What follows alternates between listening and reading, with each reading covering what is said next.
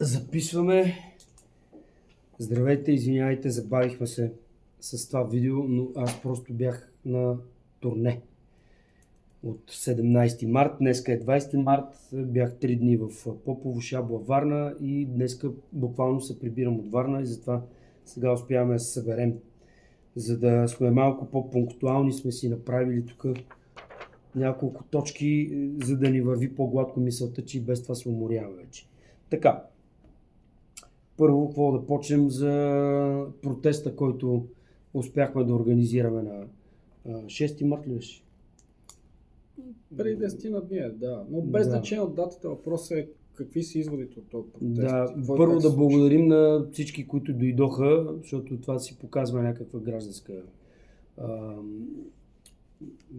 инициатива. Също така нямаше нито един човек на протеста, който да не е съпричастен към този проблем. Имаше хора, които имат проблеми с сметките като мен, имаше и хора, които нямат проблеми с сметките като тебе, но са дошли да подкрепят това нещо, защото то просто не е нормално. На протеста имаше 60-70 човека, което аз отчитам като малко и понеже се опитвам да намеря винаги проблема в мен, като съорганизатор на този протест, може би 4 дни, в които ние се опитахме да го организираме, не беше твърде достатъчно. Много хора споделиха, че дори не са разбрали за това нещо. Следващия ще се опитаме да го направим много по-добре. Но Сега само за малко Да. изводи от това нещо. Първо, няколко пъти ни се обаждаха от някои различни места за политическа подкрепа на протестите, понеже и двамата сме отказвали. Очевидно отказахме, между другото, и по молба и на двете студентски Да. организации, които също се включиха в организацията. Децата просто не искаха да бъдат обвързвани с абсолютно политика. и така трябва да бъде, защото обществено полезна дейност, особено като някаква форма на контрол, изсветляване на порочни практики или искане на данни за потенциални такива, не следва да е ползвана която и да е политическа партия. Обаче, както изглеждаше, че всъщност са малко хора и така нататък, оказа се и това, което предполагах, че в малките градове също започнаха да се организират хора. Да, в няколко градове са били даже и доста по-успешни протести. И там естествено почва да става доста по-масови, защото покупателната способност, т.е. възможността хората да бъдат тормозени на база разполагаем доход е по-видна и повече тежи. И което сега другото, което беше позитивно е, че след като се случи това нещо, много хора казаха: не спирайте, окей, и казаха, че няма да спираме или с данни, или с натиск, за това да се изсветли системата. Да, Първо и второ, ще подготвим един онлайн документ, който хората, които поне пишат, изпращат съобщения, снимки за наредни неща и които се ангажират, поне да могат да подпишат документ, дали ще е петиция, дали не, ще видим, но който да задължава всички административни органи, всички замесени в това нещо да съдействат да се изсветлят определени данни. А какви са тези данни, ще разкажем сега върху една фактура, простичко казано. Добре, между другото ми писа и български гражданин, първо, после адвокат, който може да подготви колективен иск, което е много хубаво. Само да кажа също хубаво, че от цялото това нещо, което се случи, все пак това оглушително мълчание за да се пропуква. Днеска виждаме, че омбудсмана на републиката, също и министъра, който е в момента служебния на енергетиката, вече започнаха да излизат с изявление, че не трябва да се даде някаква информация, трябва да се спре да се говори, че всичко е наред, защото очевидно не е наред, при положение, че жалбите сега подадени срещу ЕРП-тата са в пъти повече, отколкото 2013, когато помниме какво се случи. И когато падна пак кабинет. Точно така. За това, че времето било студено, което се доказа, че не е така. И всичките първоначални патерички, които се опитаха да пробутат, които, извиняйте, това беше наистина грешка, обръщам се към тези, които го говориха, Защото това беше просто нелепо. Това не е нещо, което е непроверимо, но както и да е. Ще се изисква допълнителни проверки и така нататък. Сега, Да, важно е да отбележим, че и в трите ЕРП-та вече има доказани случаи на грешки за завишените сметки. И това означава, че грешката не е, как се казва, единична, тя по-скоро почва да прилича на система. Сега, естествено, трите ЕРП-та реагират по различен начин. Те реагират по различен начин при различен натиск, което за мен е основният проблем и причината да си говорим в детали за тази част, въобще и за функционирането на органите, защото едно ЕРП, няма да ги споменаваме кое как реагира, за да не си помисли, че има някаква, пак да влезем в някакви конспирации. Впрочем, едното ЕРП връща пари директно, дори без жалба. Другото ЕРП прави проверки, има доказани нередности дори и при теб. Третото ЕРП има един много интересен материал на Българска национална телевизия за това през какво трябва да мине в кавички обикновен, защото аз този израз го мразя обикновен човек, всъщност човек, който си търси правата, за да достигне от тях. И там много крещящо се вижда, че всъщност гражданите и нашите приятели, сънародници, роднини в България трябва да върват на война срещу държавата буквално, за да постигнат правата си. Целта на всичките тези, това, което правим в момента, в крайна сметка този баланс в полза на обществен интерес малко да се върне на място. Да бъде възстановен. В крайна сметка държавата и всички институции, функцията им е да служи на тази нация и да... Така, в момента, в който се видя, че има поне няколко случая в трите ЕРП-та, нормалната реакция беше да се изследват тези случаи в детайли и да се провери дали имат общо с огромния брой жалби. Защото те са огромен брой. Огромен брой, да. Така. Това, което казва и омбудсман. Така, това естествено не се случва сега, но ние приемаме, че първата стъпка е успешна, т.е. доказваме, че има някакъв проблем. Втората стъпка е, ако може да покажем и след като днес и служебният министър на енергетиката, към който лично, като личност и човек, аз имам сериозно уважение, като административна дейност, тя зависи от доста политически контекст, това сега няма да коментирам, но той каза, че не трябва да се плаща над реалното потребление, доколкото може да се установи дали е реално и че ще има пълна прозрачност. За тази прозрачност опитваме да говорим вече повече от месец и половина. Лично аз на всички замесени, които познавам, не познавам, с които сме говорили в политическата част, съм се опитал да дам индикация, че има сериозен проблем там. Колко му обърнато внимание е друга история.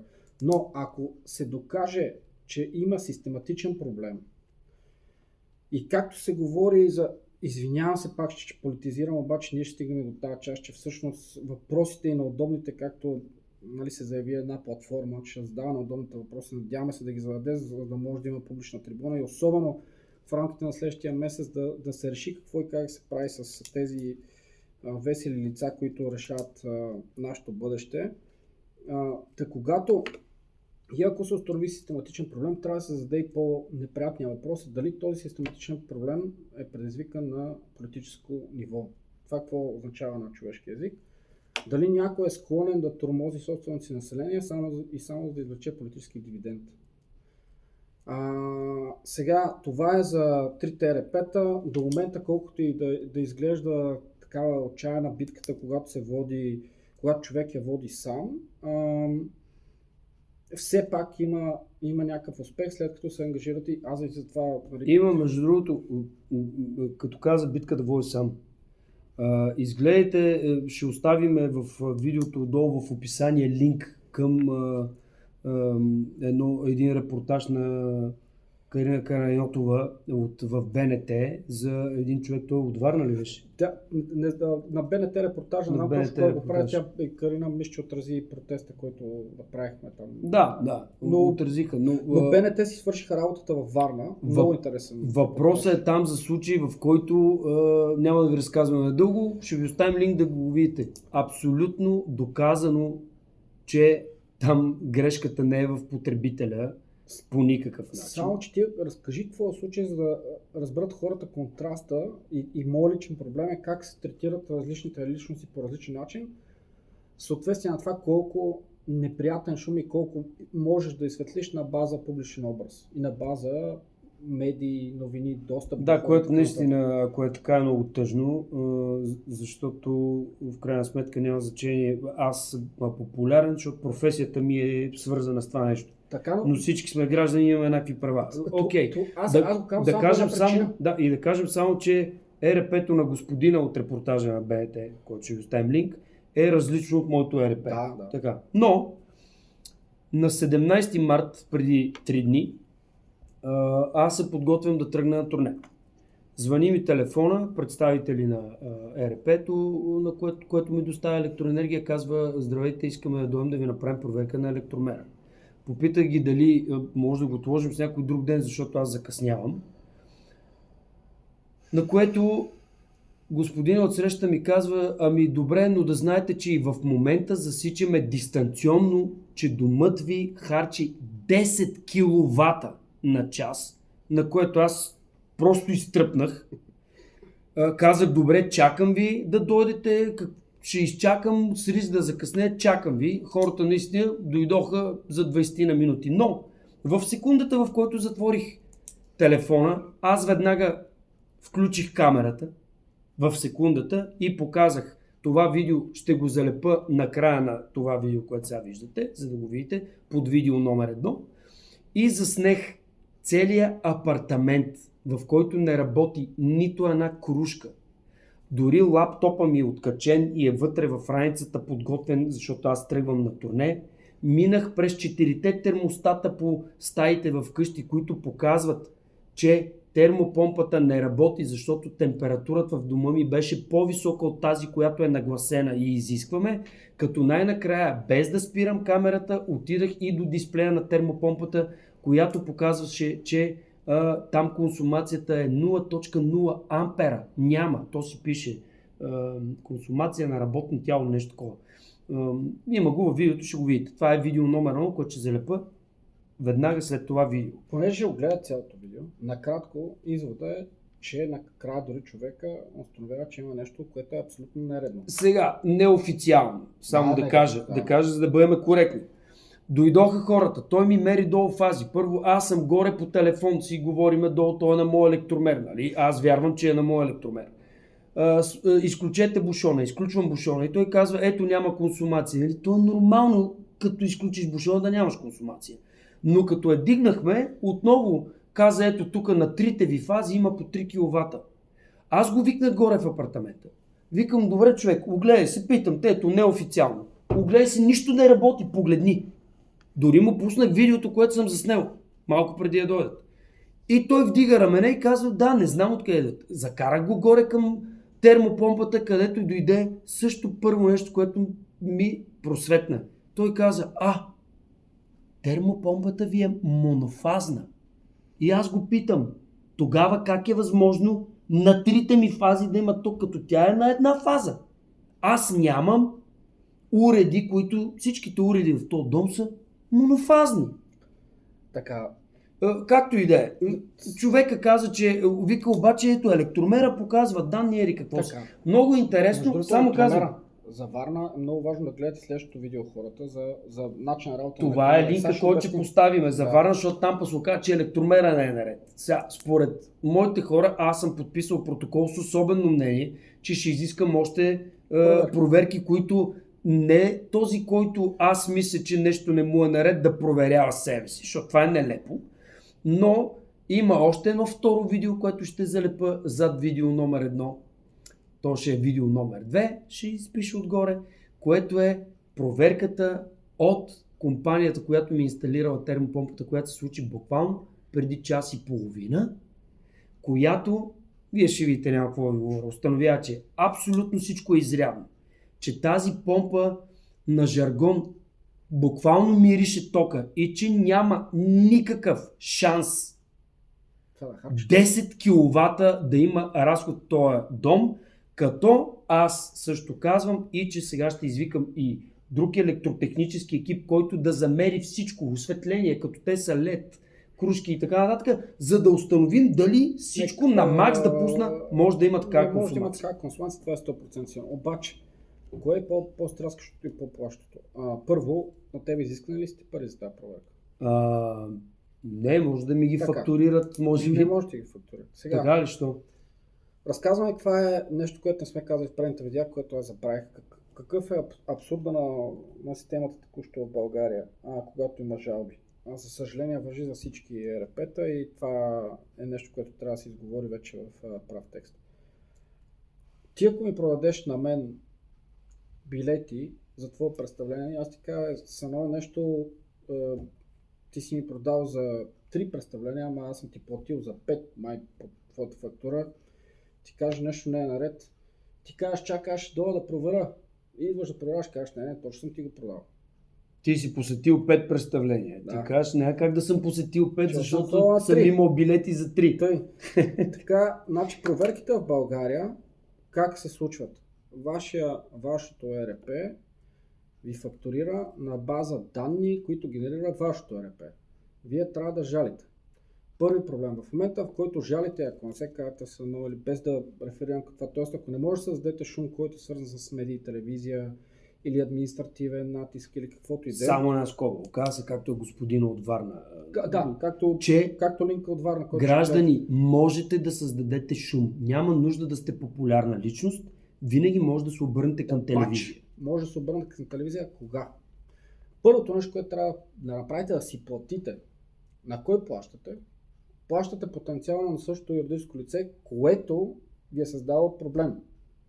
Чакай, че говориш малко. Значи, говориш за конкретното ЕРП. Не казвам дали е съзнателен или не. Да. Казваме, което и да ЕРП ви издава фактура, вие казвате фактурата не е наред, трябва да платите на същото ЕРП.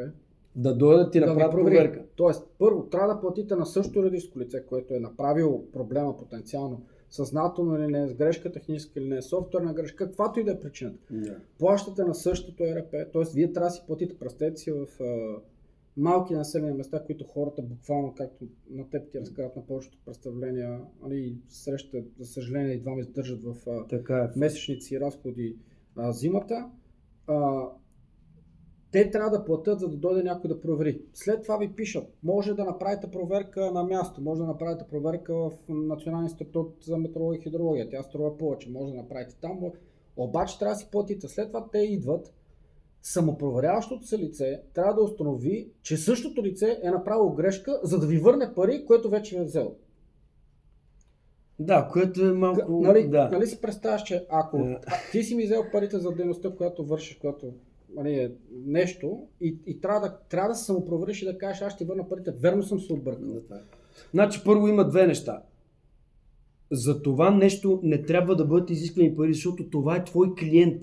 А сега ще стигнем от там за догубовата жалба, защо трябваше да се намеси... Другото, което си мисля е, че не можеш ти да го провериш. Трябва да дойде друг независим орган, защото ти не можеш да проверяш себе си. Точно така. Това е второто. И третото е, че на човека от Варна специално, когато той 3 пъти се опитва да им покаже, че има проблем. Да, вижте го този репортаж в линка, много хубаво. Отвъд сметката си, той трябва да плати над 300 евро допълнителни разходи. След това накрая екипа се съгласява, че има нещо наредно, след като идва БНТ. Те накрая казват, дай има проблем с този електромер и му казват, ние сега ще го изпратим за проверка и ще видим какво ще установи проверката и тогава ще видим какво ще направим, как ще връщаме парите. След като те се установи да кажа на хората, много изгледайте, наистина, за да го видите с очите си, че когато са пуснали всички прекъсвачи и нищо не работи, отиват и виждат, че електромера продължава да върти. Накратко как случи това? Някой ви дава разход по размер, който вие не признавате, защото е прекалено висок или имате съмнение за подобно нещо. След това трябва да си платите за проверката. След това човека премахва потенциални проблеми, съответно подменя цял кабел. Плаща още 300 евро и накрая му казва спокойно, може да, със сигурност има проблем, сега ще видим какво ще каже някой друг и ще видим как ще връщаме парите. Но ако случайно каже, че има... Да, ако това не е война с институциите и ако всъщност някой може да ми го дефинира по някакъв друг начин, който е, че държавата върви срещу собственото си население, аз не знам какво е. Държавният апарат, да кажем, така. Институционалният апарат. Сега, през цялото това време, което беше, се случваха тези неща, И въпреки, че правихме няколко видеа и се опитахме да вдигнем проблема, че пак тези юридически лица, включително с системния оператор, са получили 327 милиона лева, които пак са свързани с мрежите и с услуга, която се предоставя на гражданите. Все още няма информация. За Къде какво са се отишли тези изразходвали? пари? Да, дали има припокриване с разходи, които са потвърдени вече от КЕВР назад времето, кога са последните плащани и така нататък. За съжаление, голяма част от това днеска, което се изговори при омбудсмана е добре, но е много малка стъпка в правилна посока. Липсва общ анализ за последните, вече станаха 8-9 месеца, т.е. последната промяна на цената до сега, сравнение с общата консумация по технически параметри, т.е. по данни системни оператори и разпределителни мрежи, и липсва сравнение на данни от Българска независима електроенергийна борса. Ако това беше направено, ако беше дадено прозрачно на населението, с достъп това, което ти каза в личната проверка, че искаш независим одит, това първо трябваше да бъде направено на системно ниво. Тоест да се установи дали има проблем за групи от населението. Да, защото само да отворя скоба. Аз се обръщам най-цивилизовано към моето ЕРП. Аз съм си повикал човек. Както вие си пратихте ваш човек да ми каже, че електромера ми е наред и да ми говори как, въпреки че нямам трифазни уреди, нещо харча там трифазно. Или на трите фази има такова. Искам да дойде независим, за да обследва целият дом и да установи друго лице. Ако каже не, има вариант ти да харчиш 10 кВт, който аз вече да не мога да докажа, че не съм надупил всички електроуреди да блъскат, да харчи като обезумяло, за да видите, че това е нереално, че то не е възможно. Така, казано в общ план, самото прави лична проверка, защото може да установи и да натиска институцията да се направи.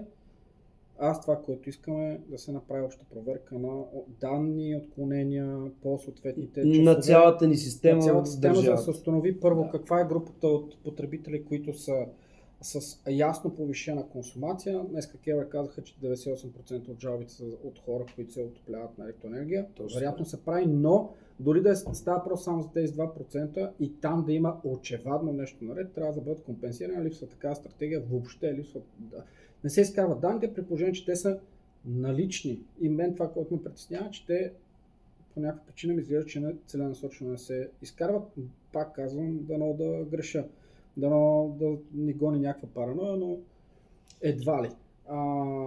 Сега, ако се отворят тези данни, не е нужно пак да се обяснява с Комисия за защита на лични данни и така нататък. Агрегираните, т.е. общи обем данни, ако отговарят на сравненията, то е ясно, че някаква група от хора трябва да плати по-висока сума, но ако са уязвими групи, може да се направи стратегия как този разход да бъде отлаган напред, особено на фона на това, което се случва. Да, но това ти говориш вече в случай, че се окаже, че наистина нещо, някакво потребление голямо има, защото знаеш какво продължава да ми вади на мен окото. Господина, който се появи, споменахме го и в предишно видео по БНТ при Майя Христова, представител на ЕРП, и ти каза даже, че един от собствениците на ЕРП, той още тогава предупреди да очакваме за февруари дори малко по-високи сметки от януари. Той просто си ни го каза, при положение, че Богу, разговарям с хора. Февруари месец също беше мек. Да, не беше студен. Март е по-студен. И където кажеш, ти сме светли. Затова не знам.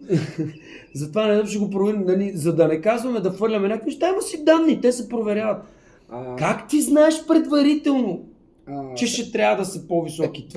Ако е към края на месеца имат данни, това показва, че имат много ясни данни кога, какво и как се случва. Да, трябва да се представят на Министерството на енергетиката. Но считайки по моето такова, човека ме предупреди от екрана и аз получих още по-висока сметка, както разбира се, не само аз, а много стотици, може би хиляди, десетки хиляди, не знам колко души получиха. Така, значи първо, връщаме се пак на първата стъпка, игнорирането на проблема. Много дълго време ни се казваше, беше студено, ама вдигната е консумацията. Аз за един месец поиграх с всички данни на системния оператор, повишената консумация беше 10%.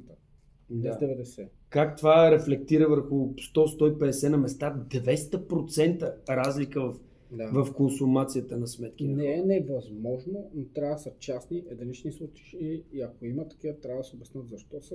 А не с такава масовост. Да, и другото нещо, което взеха да ми разказват, как било също като 2013, като 2014, ние сме политизирали проблема, да ме казвате сме виновни, но това няма драма. Само да Така. кажа, първо, защото ти си видял някакво тролене, че някой нещо ме питал. Аз дори не съм го видял, както и да е. Само да кажа, първо, говорете си, не ми пречите. Второ, като процент това е 0,00. Някой нещо да каже. Повечето хора, с които аз се виждам не през социалните мрежи, а очи в очи, си говорим съвсем други неща. И сега да се върна за едно да кажа, да свърша за троленето. Да. Не съм в листи. Нямам никакво намерение да се захващам на този етап с политика. Доколкото си знам плановете за следващите 2-3 години, нямам шанс да го правя. Нямам и желание. Народен представител. Аз ли? Да. От коя? Не знам. Ама явно си пропуснал листите. Добре, тогава аз да кажа само. Бил съм канен. От 5 години съм канен от 3 политически формации. Няма да ги казвам кои са. И дори съм канен и за кмет на район. Между другото, не съм го направил, защото смятам, че съм по-полезен с друго. Най-интересно нещо е, че политическите партии, които сте канали или те канят, или си работи в нечия полза, или си с нечия номинация, след това от тях може да отнесеш най-големия хейт. Това ти оказвам отлична. Връщаме се към по-полезната част. Да припомним на хората как могат да се проверяват фактурите. В фактурите има няколко основни полета или реквизити, да го кажем малко по-сложно, които трябва да са наясно с тях. Първо, периода на отчитане. Сега, това е нещо, което също трябваше да се направи като обща проверка, как се правят периодите на отчитане, доколко се впадат с предходногодишните, дали там няма някакви нарушения и така нататък, но това е за проверка. Тоест имаш предвид предните 2 години период на отчитане е бил такъв, а тук изведнъж се измества. Това ли имаш предвид? Аз имам една теория, която, за да се повишат драстично разходите на група потребителите, могат да са премествани изкуствено, да го кажем така, периодите за отчитане, но това е друга тема. Идеята е хората как да могат да си проверят сметките, дали са нормални или не. Първото нещо, което трябва да видят е периода на отчитане, дали се пада с периода на отчитане на предходната година, за същия месец и да сравнат обемите на консумация с предходния месец и с предходната година. Това е най-лесно. Това е първото, което направих аз първи материал от нова телевизия. Точно така, това ти го направи. Един и същи период в 3 години. Предния месец и предходната година. Първите 2 почти еднакви, третата двойна. Така, другото нещо, което трябва да сравняват, защото, както се оказа при случая с катето евро, проблема с отчитане на дневна и нощна тарифа, дали няма драстично отклонение в обемите на консумация на дневна и нощна тарифа. Тоест, гледа се старото показание, новото показание, нетната разлика, т.е. количеството киловатт-часи консумиране и ако това отговаря на логиката, на която е частична промяна на температура, частично поведение, промяна на поведение, т.е. пуснати повече електроли. Почваме да си търсиме под вола теле само да оправдаем нещо. Не да го оправдаваме. Хората да са наясно какво трябва да гледат и къде трябва да им светва лампата, ако нещо не е наред. Т.е. ако дойде много висока сметка. В предното видео говорихме в детайли колко са реалните повишения на цените от КЕВР. То ще от юли нататък с 2%. Юли 2025. Така, с 2,55%, т.е. сравнението с предната година, януари спрямо януари разликата, като функция от цената е 2,55%. Т.е. ако имате 100% повишение, над 96% заради кумулативната част е от обема. Над 96% е разлика. Да, което близо 100%. Не би следвало да е нормално. Точно така. Ако тези неща не изглеждат добре, подавайте жалби. Сега това, което... Подавайте, наистина. Това, което самото каза за колективен иск, ще се опитаме да го направим в общата на някакъв формат на петиция или да искаме да може да се подава колективна проверка. Ще се свържа пак с адвоката, който предложи. Сега... Да видим как. Връщайки се на опитите за да се яхне проблема на хората, няма да споменавам името на разни политически лидери, които се опитаха отново да политизират това кой и за какво трябва да плаща. Контраста за публичните личности. Да, на теб не са ти искали пари, но на всички хора, които искат да им се направи проверка за консумацията, им се искат пари. Сигурен ли си? Мога да има хора, които не са. Или ти поне не знаеш. Ако са популярни. На популярните... Тоест искаш да кажеш, че... Тази държава се управлява като пиар инструмент, за съжаление. Това искам да кажа, го казвам в прав текст. Добре, тогава аз се попитам също прав текст. Да ми пишат хора, които са на клиенти на моето... На което и да е. Ето варанския случай, случаите в планината, случаите за върнатите пари без проверки. Тоест има ефект от натиска, но очевидно този натиск трябва да продължава, докато не се изсветли цялата система. Да, окей. Сега, връщайки се на светлина на цялата система, една политическа партия се опита да каже, КЕВР трябва да плаща за проверките. Много удобно и много популистко. Защото в тези проверки, както може да се установи много лесно, има също норма на печалба. Тоест, колкото повече проверки има, толкова повече приходи допълнителни. Към който е тази печалба? Към ЕРП-то, което е организирано, към което да, защото ЕРП. КЕВР ще плати на ЕРП-то. Така, КЕВР ако плати, ЕРП-то си прибират тези пари, вместо да ги прибере от хората. Да, много по-добре е да не ги прибират от хората, но те пак идват от нас, идват от хората. защото са от държавния бюджет. КЕВР не е бизнес организация. И за това нещо, както и този проблем трябва да бъде изследван, затова пак ще кажем, има една платформа за независима журналистика, които ще ги тагнем, които казаха, че ще задават неудобни въпроси, ще им дадем всички неудобни въпроси, които така не че мислехме да ги пуснем към съответни институции по закона с достъп за обществена информация и да видим дали ще ги зададат в предстоящия политически Много важно, дебат. искам да отбележа нещо. Това не е форма на заяждане. Това е упражняване на някаква гражданска позиция, граждански контрол с единствената цел да се възстанови някаква нормалност, защото в тази държава нормалността става все по-голям мираж. Колкото и да ви звучи така малко пламенно и доста, нали...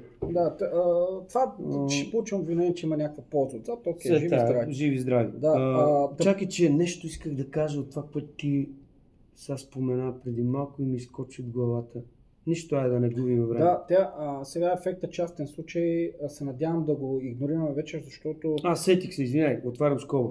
Всъщност това, което ти казваш за КЕВР да плати едва ли не, това е все едно ти да си купиш от даден представител на автомобили и кола и когато има установен някакъв проблем, който е сервизен, който трябва да те по гаранция да ти изпълнат нещо, парите за това нещо да дойдат от трети човек. Така, нали? За това искаш да кажеш. Най-грозният пример, да. Едно време тук наблизо е женския пазар, му казваха тогава. И имаше такива за кантари с килограми, които казваха, че са 1 килограм. Да. И оттам тръгна кварталния израз да те чукнат в кантара. Защото цената е фиксирана. Ти виждаш цената, той казва 1 кг. Ти му кажеш, не бе, тия домати не са 1 кг. Та проверката какво представлява? Слагате един човек, примерно нещо, което е 100 грама, казва на 1 кг. Ти му кажеш, бе, не е 1 кг. Той казва, дай 10 лева да проверим дали е 1 кг. Ти му кажеш, ти 10 лева. Той го взима и казва, 1 кг. Но ти взе и още 10 лева. И тия домати ти излезнаха. Не, това в момента представлява системата за проверка. Да. Някой те чупва в кантара, защото кантара е консумацията. Ти кажеш, чупваш в кантара. Може да си прав, може да не си прав. Ма не може човека, който ти казва, ти прави тази проверка. Пак не може да си плаща за това нещо. Където доказано в общия обем консумирана енергия в системния оператор промяната е 10,3%, а те ти казват нормално да имаш 100% по-висока сметка. Не се притеснява. Колкото извратено да прозвучи това, което ще кажа, искам наистина, пак казвам, към моето ЕРП да направим една проверка, наистина, обаче категорично, недвусмислено да се потвърди, че има дори възможност да изхарчат тия пари. И аз се успокоя. Аз съм купал биткоини. Не говорим за То, ако трябва да си измислим причини, значи изведнъж в януари и февруари месец хиляди хора, население в тази държава, включително и баби по някакви села или в вили, които никой не е ходил, са купали криптовалута. Защото хора ми казват, на вилата отиваме и виждаме, че имаме 150 евро ток, а там никой не е стъпвал с месеци. Аз това не го вярвам, докато първо 3 случая вече на близки хора. Комент 3 в 3 различни локации географски на България. Най-драстичното е приятел в чужбина, който не се прибира в България, има ваканционен имот, има едно хладилниче вътре, 35 квадрата с 15 тераса. хладилничето харчи 2 лева и 34 стотинки до 3,25 лева На месец. Да, и му идва сметка 84 евро. И той казва, аз си я От платя. 2 лева? Да. И си я плаща и естествено пише имейл така и така към съответния оператор, казва нещо не е наред и те му връщат.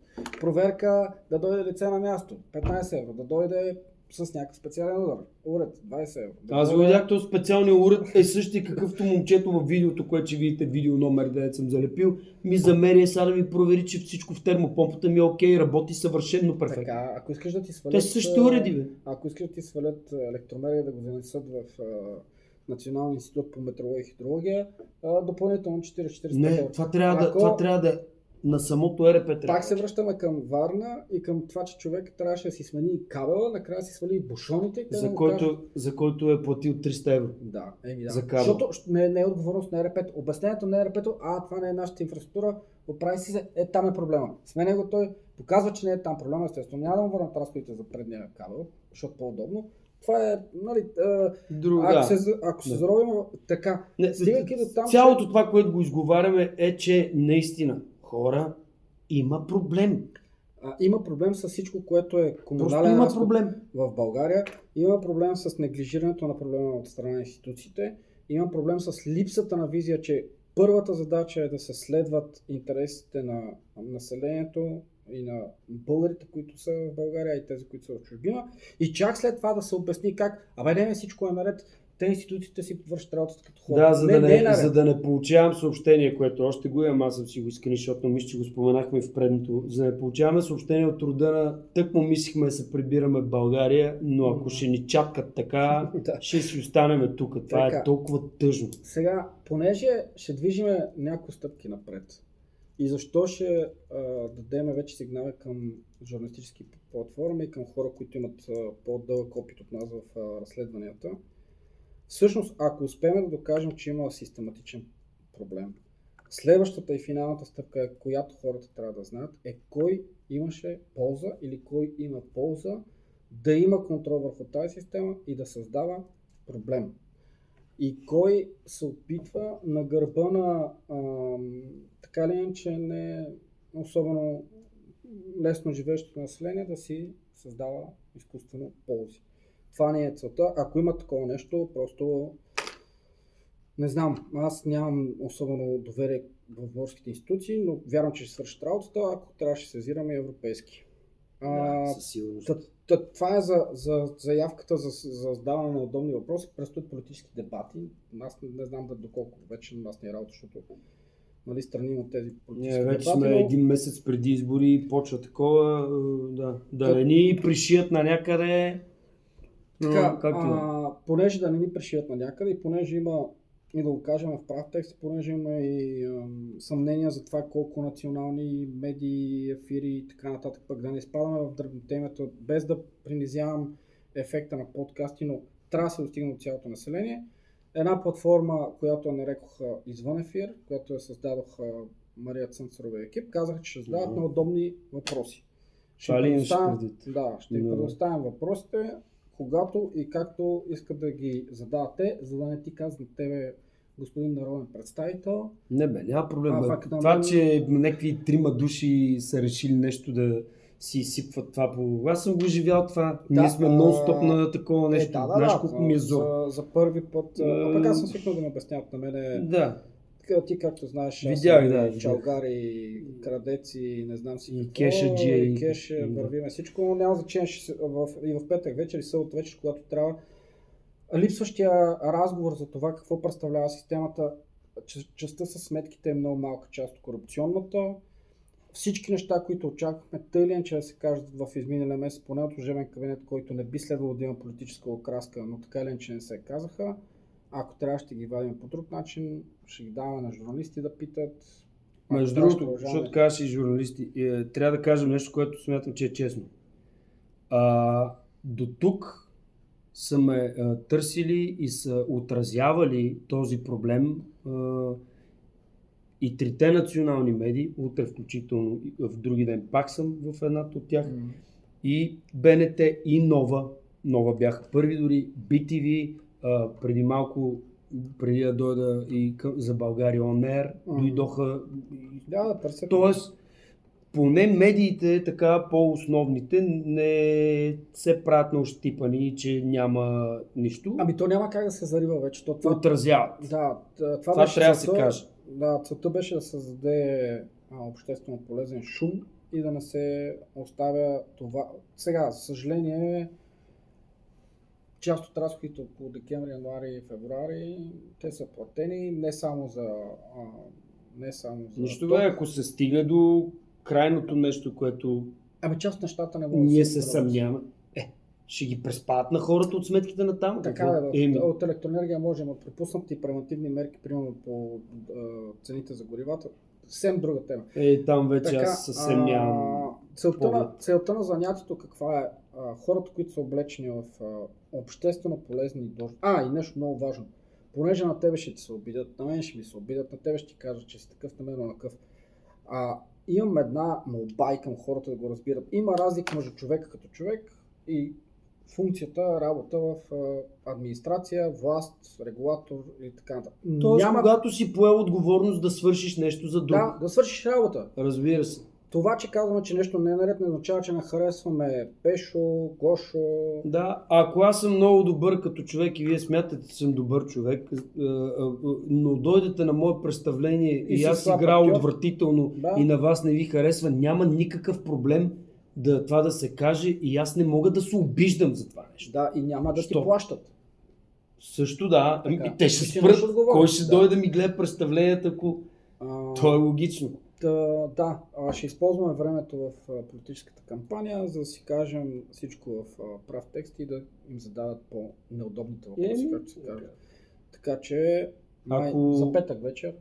Ако нямаме какво друго да кажем, пак да кажа сега, в края на това видео, не спирайте да гледате, монтирам видео номер 1 от 17 март, когато бях посетен за проверка, за да видите какво показват уредите ми, и веднага след него видео номер 2, проверката от компанията, която ми инсталирала и ми сервизира редовно в началото на всеки сезон на термопомпата, за да там има и малко повече пояснения, данни дадени, за да видите за какво става въпрос. От което продължавам да питам откъде идва тази консумация в дома ми. Много интересно, точно тази година, точно преди избори. Да, и една молба отвъд нас, защото ние сме в активна възраст, може да си направим изводи, може да направим проверки. Ако имате близки, приятели, познати, които са по-възрастни или в уязвима група, или нямат възможност да разберат цялата тази механика, помагайте им, защото в провинцията наистина е много тегаво. Има някои хора, казвам го без излишен драматизъм, са на ръба на оцеляването и това е ден за ден. Това е много тежко. Да. Благодаря ви.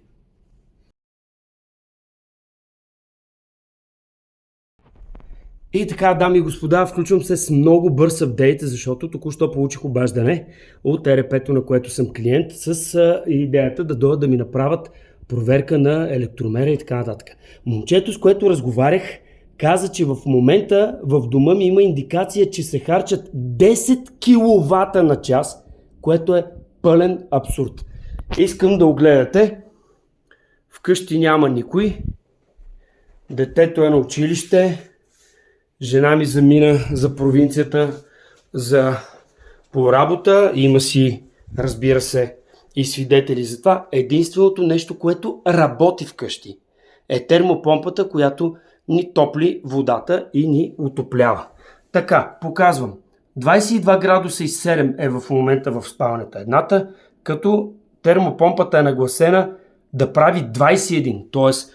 по-топло е и тя няма какво да подгрява и съответно не работи. В другата спалня е 22,9, съответно отново на 21 градуса. По същия начин компютър не работи, прибрал съм си го в раницата, защото ще пътувам, на турне съм. По същия начин стоят нещата и с термостатите в хола. 21,7, момент, прощавайте, на температура зададена 21 и имаме още един. Така, Къде си, бе? Аз съм ги забрал и къде стоят. Тук е 22 градуса в тази зона и 30 отново на нагласена 21,4. Тоест, нищо не предизвиква харчене на ток за подгрев, защото температурата в дома ми е по-висока, отколкото ние сме поискали да е. Понеже навънка е хубаво. Така, сега ще ви покажа, уважаеми дами и господа. Ето това е инсталацията. Термопомпа, която топли бойлер. Вижте, водата в бойлера е 40 и колко градуса. Т.е. има достатъчно. И сега искам да ви обърна внимание на тези данни. 233 волта. Работен ток на външно тяло в момента е 0 ампера. 0, защото просто няма какво да предизвиква консумация. Понеже всичко, което сме задали за достигане на температура е изпълнено. Тази помпа, както виждате, тя с компютър, има логове, от нея могат да бъдат извадени данни и те ще бъдат извадени за потреблението в месец януари и месец февруари, за да видят, уважаемите господа, че в този дом термопомпата харчи между 1 и 1,1 кВт на час. Не знам откъде дойдоха тия 10 кВт. Нека да изчакаме проверката, за да разберем тая мистерия. Благодаря.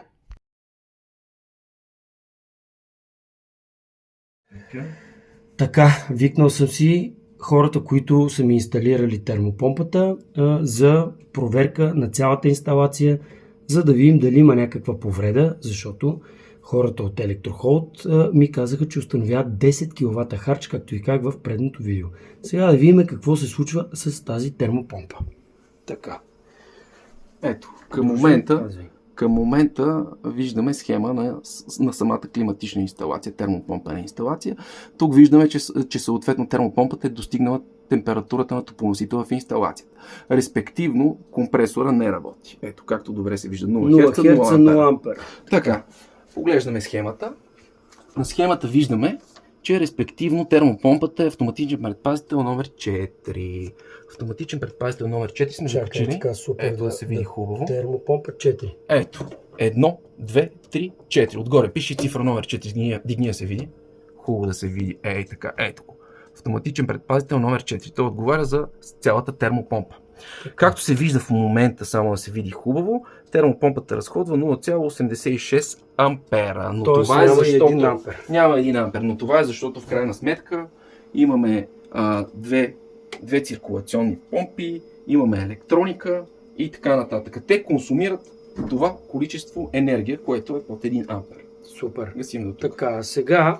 Сега ще чакаме да тръгне. Ще продължа видеото, за да, докато аз така се показвам, да ми обясниш 1 ампер го служи. Този ампер консумация може ли да доведе до 10 кВт на час? Не. Какво е 1 ампер консумация? Е около 200-250 ватт. Дори няма 1 киловат. Не, 1/4 от киловат е грубо, много грубо. Тоест, понеже всяка година вие, разбира се, като читава сертифицирана фирма, идвате да преглеждате в начало на сезон. Всичките логове, които може да се извадите от тук, показват, че тази помпа харчи около в студени месеци с минусови температури, минус 9, 10, 11, харчи между киловат и 100-200 на час. Нали, всичко зависи много от вашата температура. Да. Термопомпата е изключително икономична. Първо, защото работиме с нискотемпературно лъчисто отопление. Да. А реално подготвяме температурата на топлоносителя до доста ниски градуси. Така че в случая наистина термопомпата работи изключително икономично. Добре, аз ще си извикам, разбира се, и електротехници, които са си конкретно електротехници, които да ми дадат оценка на всичко останало, което е в дома ми като консуматори, да съберат и да видим дори едновременно всичко да пуснем на пълни мощности. Да. Дали това